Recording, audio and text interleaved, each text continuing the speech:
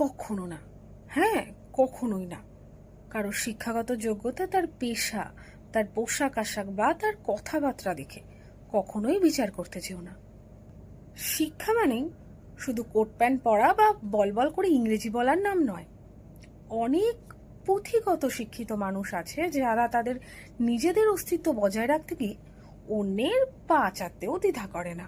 আর অন্যদিকে কিছু মানুষের হয়তো অনেক কিছু নেই, কিন্তু আছে শিক্ষা, অভিজ্ঞতা, আত্মসম্মান আর নিজের কাঁধে দাঁড়িয়ে থাকার সাহস।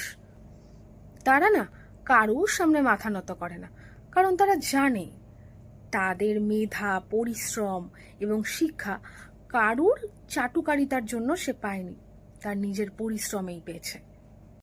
তফাৎ তো একটু আছেই বস, কারণ সে নিজের যোগ্যতায় দাঁড়িয়েছে। তাই সে কি পড়ছে বা তার কাজ কি বা সে কি খাচ্ছে, কিরকম ভাবে কথা বলছে, সেটা দেখতে যেও না। দয়া করে মানুষকে আর তার মানবতাকে একটু রেসপেক্ট করো। হ্যাঁ, যদি তুমি শিক্ষিত হও তাহলে।